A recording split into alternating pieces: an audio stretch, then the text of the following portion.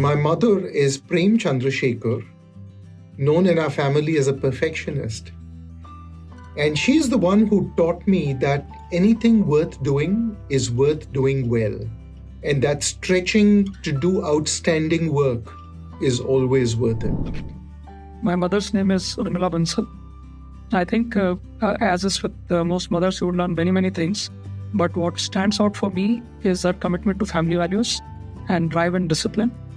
I haven't seen any other person who's probably as disciplined or has a drive which matches hers. If I can even have maybe 20-30% of the discipline and drive which she has, I'll be more than happy.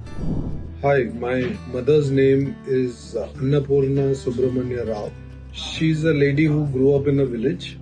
She would walk, I think, 20 kilometers to go to school.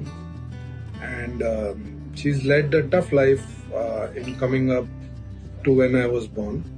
The good part of my mom was she studied with me. She was literally illiterate and gradually built a knowledge with me. So she would always study with me. And we had a house where I could run around, and my mom was very strict.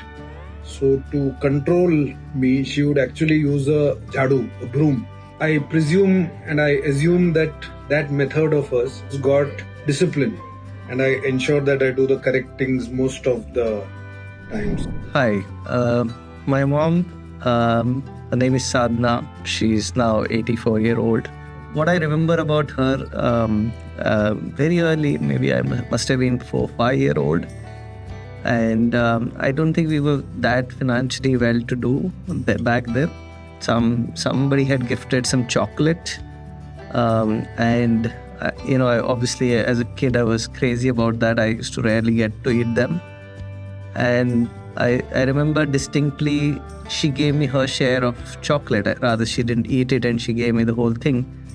And that point of time I couldn't understand, how can somebody just give up a chocolate which is so delicious? I have my own children now. I understand what selfless love is for the kid. And I will never forget the kind of love she has given me and continues to give me. So I'm ever thankful for that. What I've learned from my mom is to be objective and logical. She always taught me to listen to everyone, but eventually do what my heart and brain thinks it's correct. Another thing worth highlighting is I've always learned to respect people around us. Having grown up in an upper middle class family, I've seen her deal with all our staff with immense grace and immense respect, and something which I deeply admire her for and hopefully have taken up. Mom, Amma as I call her, my most cherished memory is that of going back from first semester college, terribly homesick, and then seeing that letters I had sent her. This was before smartphones and emails.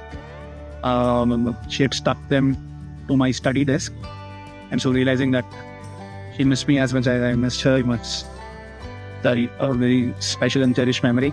I learned a lot from her, and I think Mom was the original Incredible.